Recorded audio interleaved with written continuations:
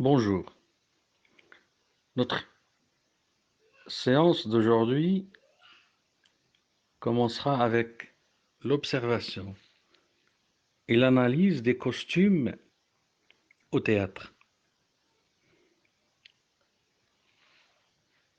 Les documents et les illustrations figurent à la page 202 et 203.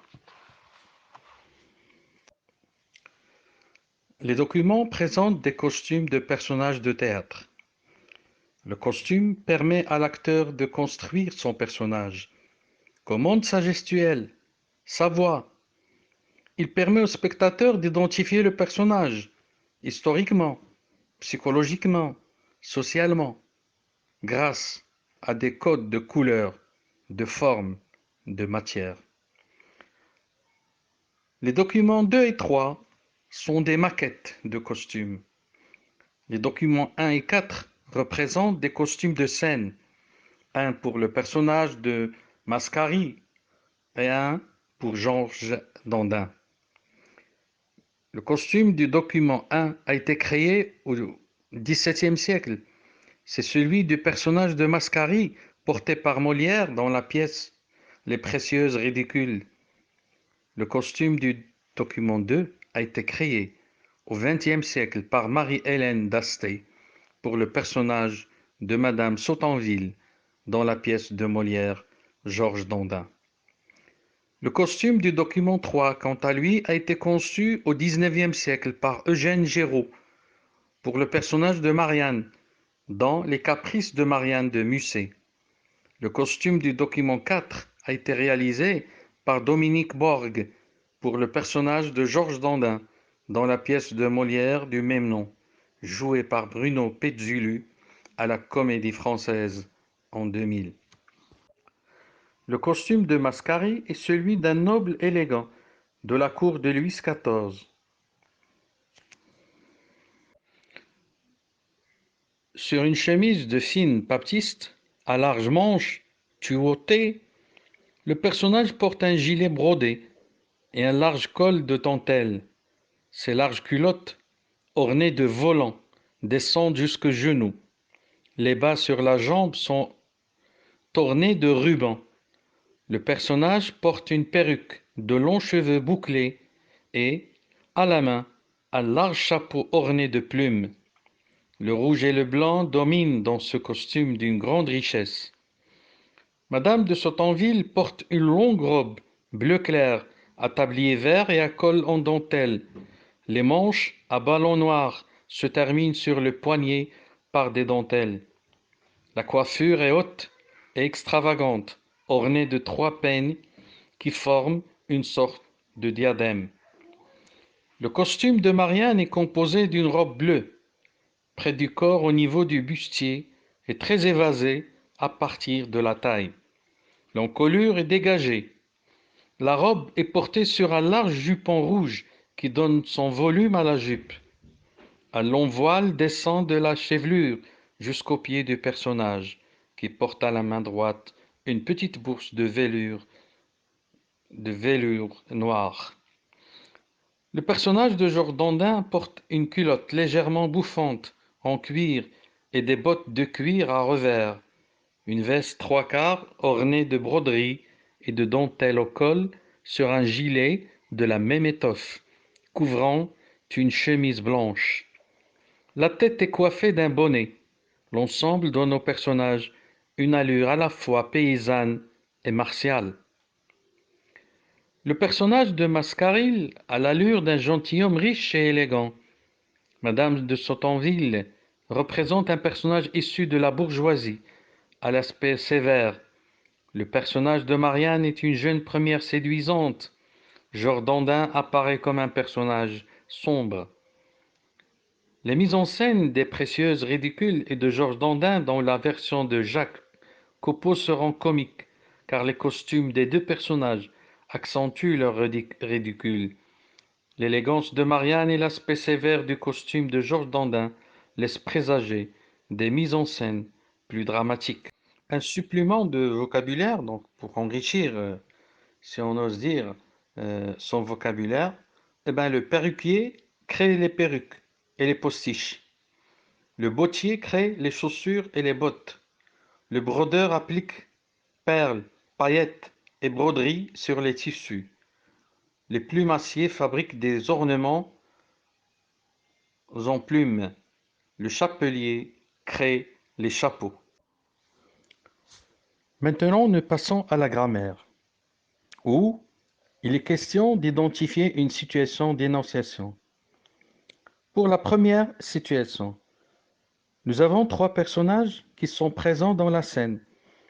Georges Dandin, qui s'adresse à Madame de Sautanville, ma belle-mère, ligne 3, Madame de Sautanville, qui s'adresse à Georges Dandin, notre gendre, ligne 8, et Monsieur de Sautanville, qui s'adresse à son épouse, Mamour, ligne 11, 12. Dans la deuxième situation, pour se désigner, Georges Dandin utilise les pronoms de la première personne du singulier. M', me, je, ligne 1 et 2. Pour désigner Madame de Sautanville, il utilise le pronom de la deuxième personne du pluriel, le vous, ligne 1 et 2, de politesse, votre gendre, ligne 2. Madame de Sautanville se désigne à la première personne du singulier, ma condition, ligne 7, et utilise le nous, ligne 9, lorsqu'elle parle d'elle et de son mari. Il s'adresse à son gendre à la deuxième personne du pluriel. Ce n'est pas à vous servir. Madame de Sautanville utilise le nous pour désigner Madame de Sautanville, ou plutôt Monsieur de Sautanville qui utilise le nous pour désigner Madame de Sautanville et lui-même. Laissons, ligne 12. Ensuite, le pronom nous, L9, désigne Madame, Monsieur et Madame de Sautanville, et par extension, tous les nobles en tant que groupe social. Le temps verbal qui renvoie au moment de l'énonciation est le présent de l'indicatif ou de l'impératif. Appelez, ligne 1. Apprenez, ligne 5. Laissons, ligne 12. Le destinataire réel de toutes ces paroles est le spectateur. Les indices de temps, nous avons hier matin, est un adverbe de temps.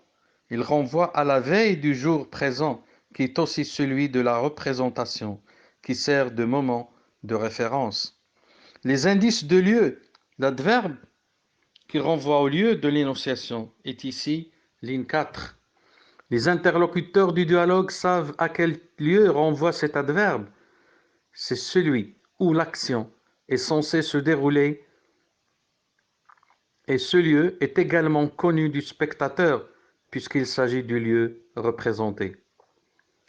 Pour les pronoms et les temps verbaux, nous avons moi, ligne 1, renvoie au locuteur clitandre. Tu, ligne 1, désigne le destinataire, Claudine. Elle, ligne 3, désigne la maîtresse de Claudine. Je, ligne 5, désigne le locuteur, clitandre. La, ligne 5, renvoie également à la maîtresse de Claudine. Moi et je, ligne 6, renvoie à Claudine. Vous, ligne 6, désigne clitandre. Elle, ligne 7 et 8, renvoie à la maîtresse de Claudine. Le et 8 renvoient au fait d'aller parler à la maîtresse de Claudine. Moi, ligne 1, CEI, du verbe dire. Elle, ligne 3, sujet du verbe aller. Elle, ligne 7, qui est COI, complément d'objet indirect du verbe parler. Elle, ligne 8, sujet du verbe trouver. Là, ligne 5, qui est COD du verbe entretenir. A rendu, ligne 1, étalé, ligne 3, passé composé à ligne 4 et 9, et ligne 10, présent, ferait, ligne 6, trouvera, ligne 8, futur simple. Le passé composé renvoie au passé par rapport à l'énonciation, le présent au présent de l'énonciation, le futur à un moment ultérieur par rapport au présent de l'énonciation. Maintenant, nous allons nous intéresser à une leçon de conjugaison, particulièrement des verbes irréguliers, comme devoir, pouvoir, savoir, vouloir, paraître et valoir.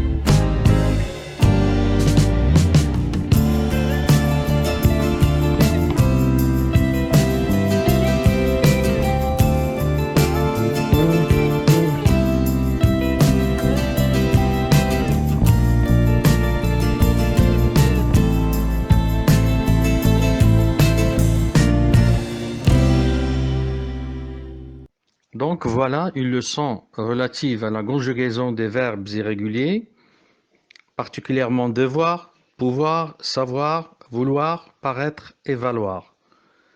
Ces verbes sont dits irréguliers parce qu'ils changent pratiquement de radical à chaque conjugaison. Nous prenons le cas de verbes par exemple réguliers, donc des contre-exemples. Si nous conjuguons par exemple un verbe du premier groupe, nous constaterons que ce verbe ne change jamais et pratiquement pas de radical. Je marche, je marcherai, je marchais, je marchais, que je marche. Donc la présence du radical marche est permanente. Nous pouvons dire que tous les verbes du premier groupe sont réguliers parce qu'ils ils conservent le même radical. La même chose pour les verbes du deuxième groupe. Je finis encore au passé simple, je finissais à l'imparfait, je finirai au futur simple, que je finisse au subjonctif